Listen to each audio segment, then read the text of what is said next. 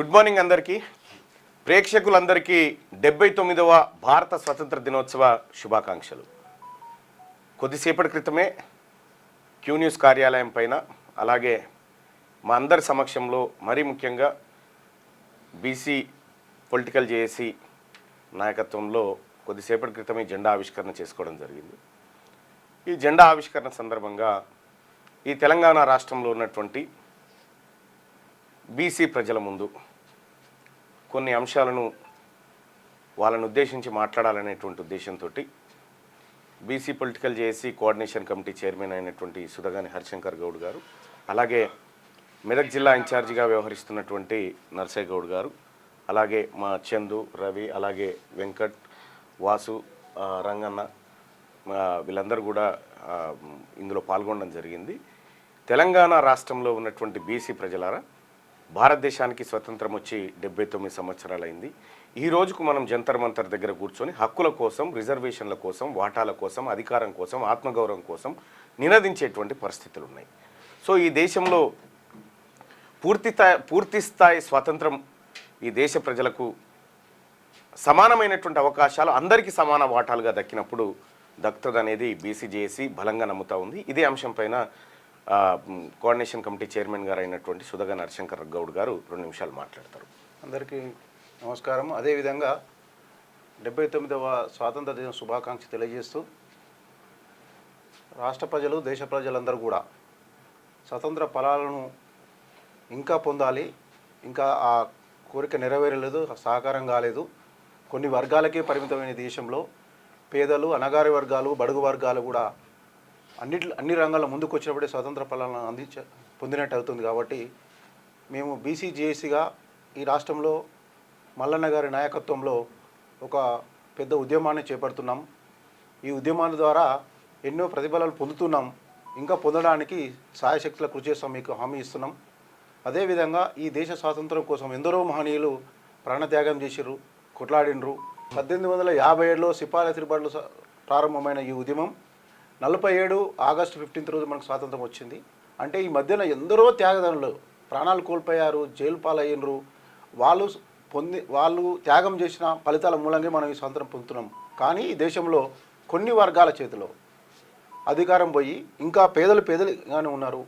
కానీ ఇక ముందైనా ఈ దేశ ప్రజలు, ఈ రాష్ట్ర ప్రజలు కార్యోన్ముఖులై చైతన్యవంతమై ఫలాలు పొందడానికి కృషి చేయాలని మేము కూడా ఆ ముందుకు పనిచేస్తామని మీకు మాట ఇస్తున్నాం. నమస్కారం. అయితే అలాగే వాస్తవానికి ఈ దేశంలో భారత రాజ్యాంగం మనకు పౌరులందరికీ సమానమైనటువంటి హక్కులు ఇచ్చింది. కాకపోతే ఆ హక్కులు కొంతమందికి ఎక్కువగా, కొంతమందికి తక్కువగా ఉపయోగించబడతా ఉన్నాయి. ఈ మొత్తం 80 దేశాల జనాభా కంటే భారతదేశంలో నిరక్షరాస్యుల సంఖ్య ఎక్కువగా ఉండడం, అలాగే మనము స్వేచ్ఛ అనేటువంటి మాట మొత్తం 142 దేశాల జాబితా తీసుకుంటే 79వ స్థానంలో భారతదేశం ఉండడం, ఇట్లా అనేకమైనటువంటి రంగాల్లో మనం వెనకబడి ఉండడం, ఈ దేశంలో స్వాతంత్ర ఫలాలు పూర్తి స్థాయిలో విస్తరించలేదనేది సుస్పష్టమవుతున్నటువంటి అంశం.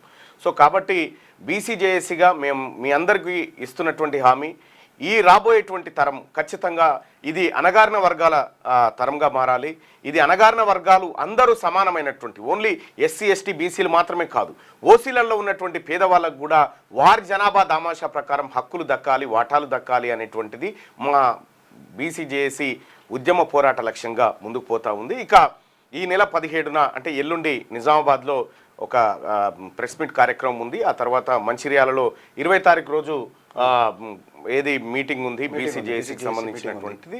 సో ప్రజలారా ఇక ప్రజాక్షేత్రంలోకి రావడానికి ఈ సుదినాన్ని మేము తీసుకుంటా ఉన్నాం. 15 ఆగస్టు 2025 ఏదైతే ఉందో, అయితే ఆ తర్వాత 2028 డిసెంబర్ 3 తారీఖు రోజు ఎన్నికలు జరుగుతాయి.